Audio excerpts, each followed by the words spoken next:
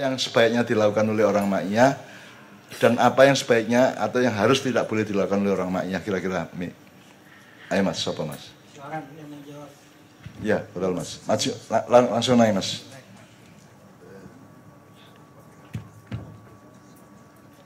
Assalamualaikum warahmatullahi wabarakatuh.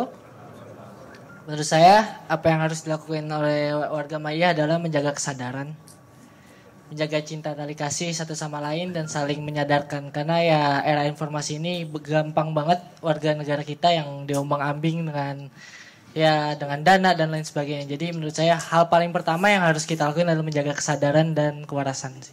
Sejauh yang Anda mampu. Iya.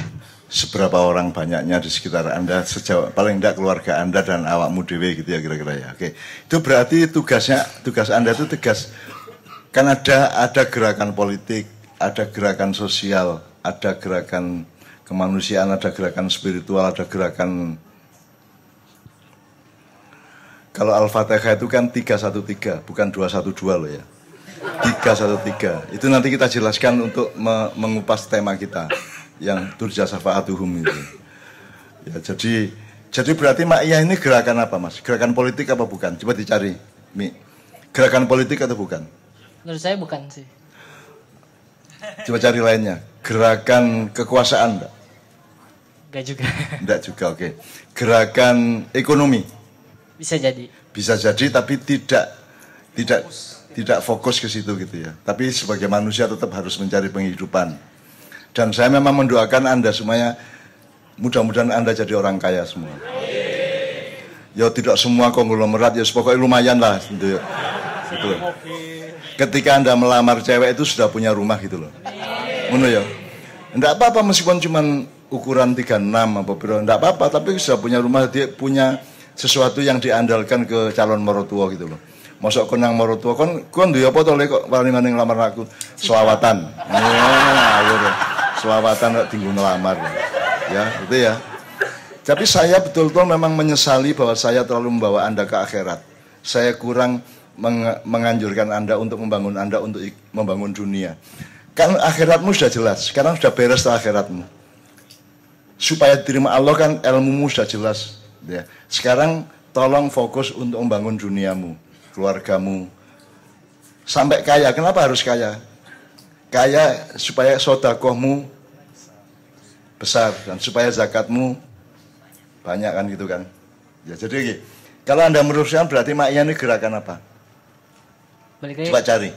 Menurut saya gerakan kesadaran sih masih. Oke, apa ini gerakan kesadaran? Berarti gerakan nilai. Gerakan nilai. Contoh lain yang gerakan nilai apa? Selain Ma'iyah.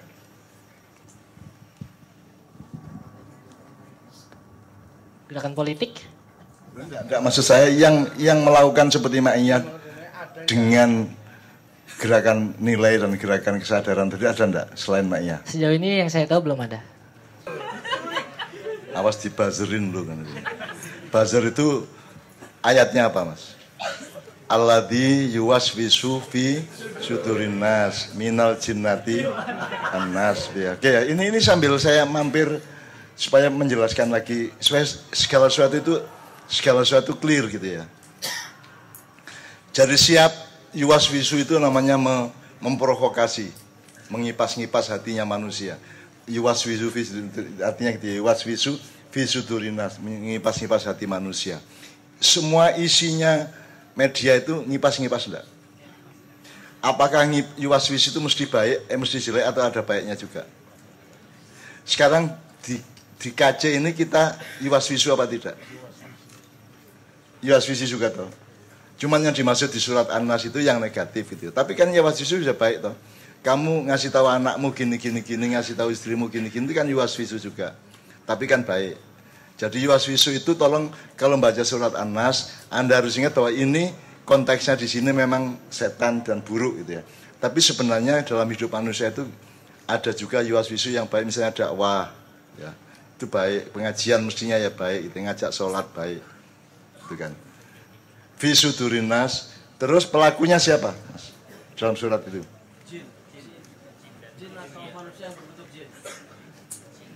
Minal jinnati, subjeknya itu berasal dari jin dan manusia. Oke. Itu kan surat An-Nas.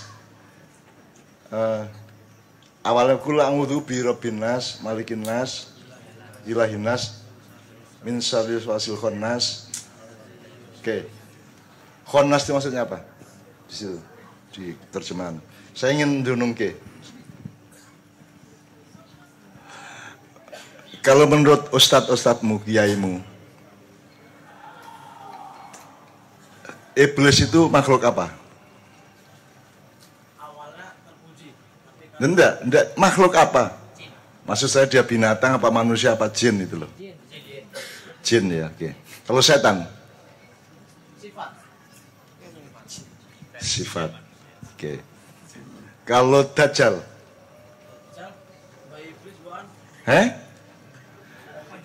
Besok tanya, dajjal itu apa? Jin apa manusia? Cuma dua itu.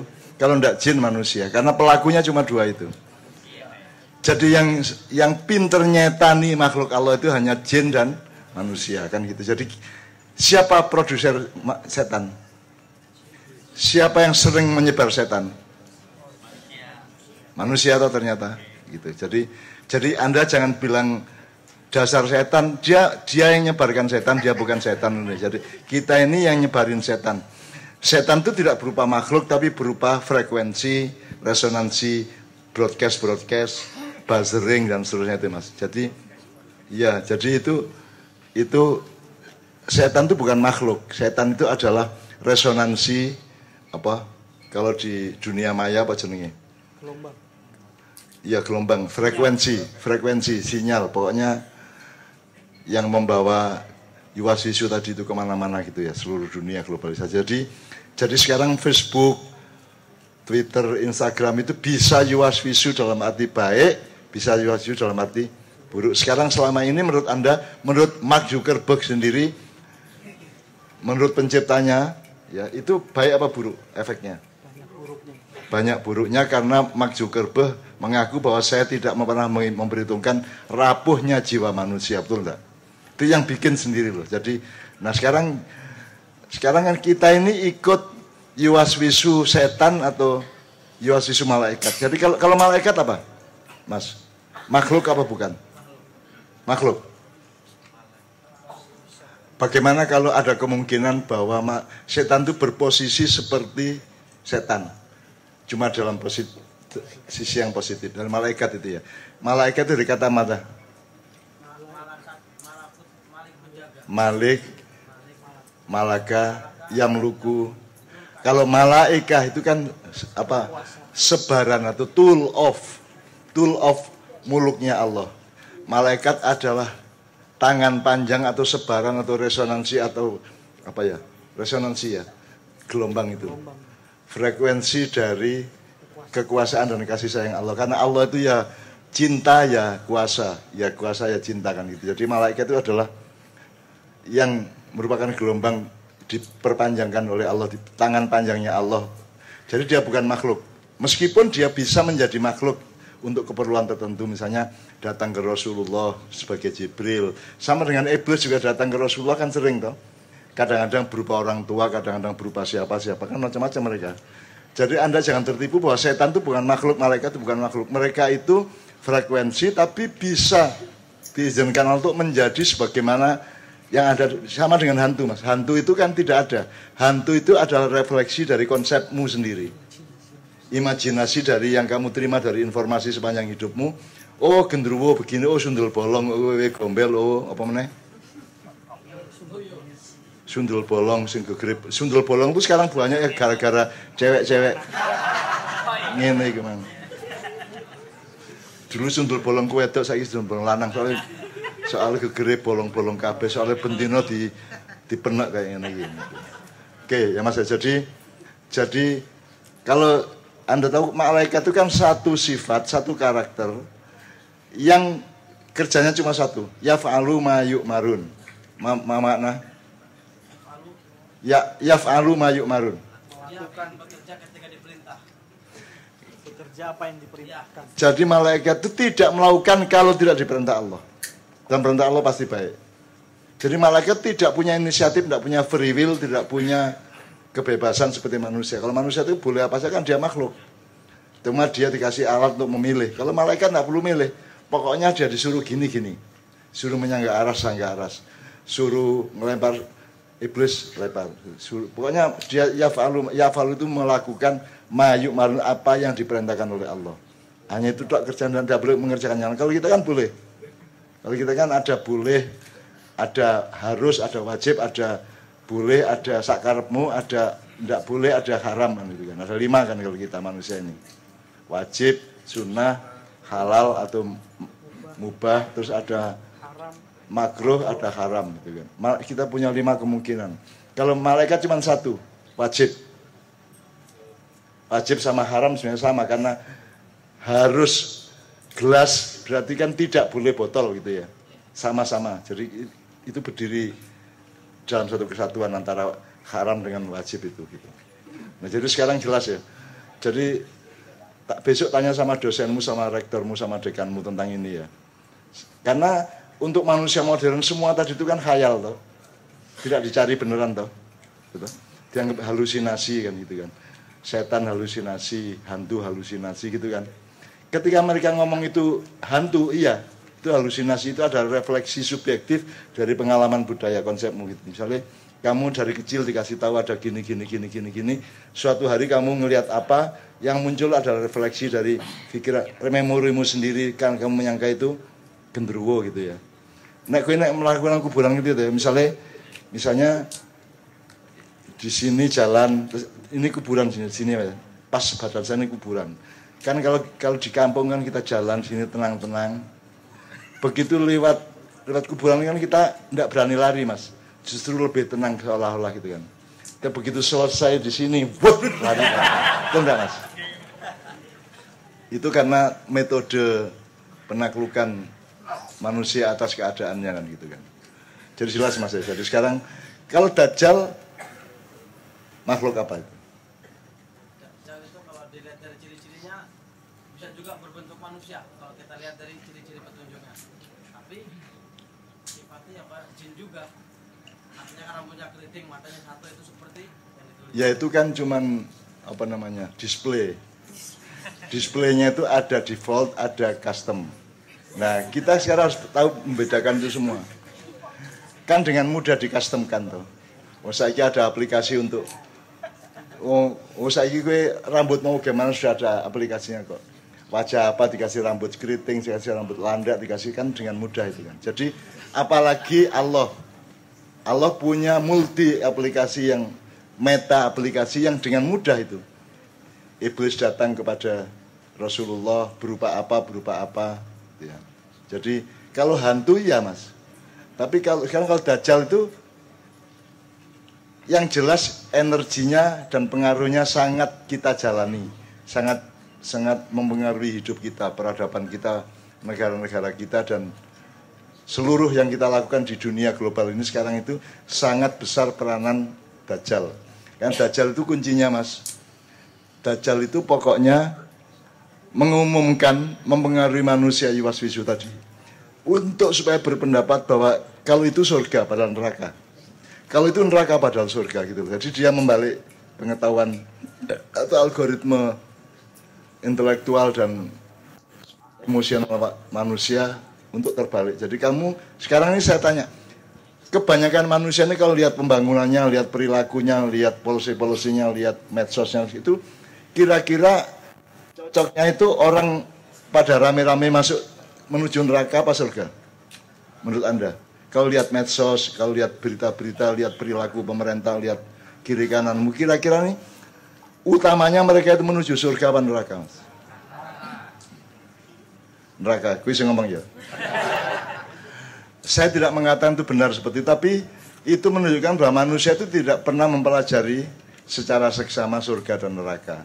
Itu pun kemudian dia ditipu atau diyuwaswisu oleh Dajjal. Dajjal itu memang kerjaannya untuk membolak. Jadi sekarang kalau kamu masuk kampus, kamu harus peka terhadap Dajjal. Peran Dajjal di omongannya dosenmu itu, yang Dajjal yang mana, yang bukan yang mana itu. Anda harus peka itu. Karena Dajjal kerjanya itu mas. Cara berpikirmu sekarang kan banyak orang baik tidak diakui karena tidak segolongan. Banyak orang buruk kaya pun dibaik-baikkan karena segolongan. Karena manusia itu firqah-firqah. Dan mereka menikmati firqah. Saya tidak mengatakan ada Fir'aun yang menuhankan diri, yang ada adalah rakyat yang menuhankan Fir'aun, betul enggak? Lebih bahaya mana Fir'aun menuhankan diri atau rakyat yang menuhankan dia? Nah, Fir'aunnya itu menikmati apa menolak? Aku tanya. Ketagihan. Terus minta lagi 3 tahun. Kowe lagi. Kowe loh. Anda ingat sekitar 10-15 tahun yang lalu saya bikin judul KC, judulnya Bunuh MH. Bunuh MH artinya jangan mendewakan saya, kamu jangan fokusnya ke saya.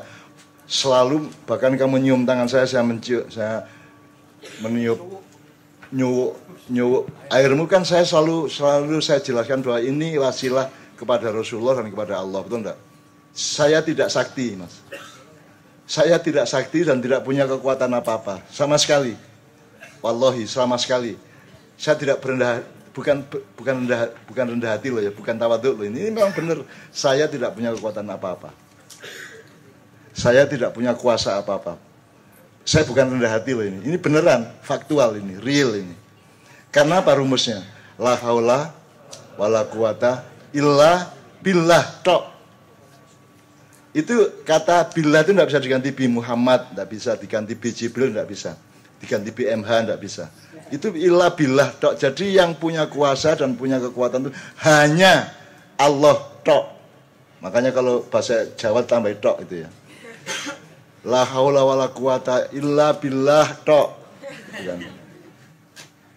Tok itu kan menjadi menegaskan bahwa hanya Allah. Dan itu tidak bisa digantikan illa bi Muhammad, tidak ada. Illa bi Jibril, tidak ada. Illa bi Dajjal, bi Iblis, bi Malaikat, tidak ada. Pokoknya illa billah tok. Jadi semua kekuatan itu berasal dari Allah. Dan punya Allah. Nah kita itu terserah-serah Allah.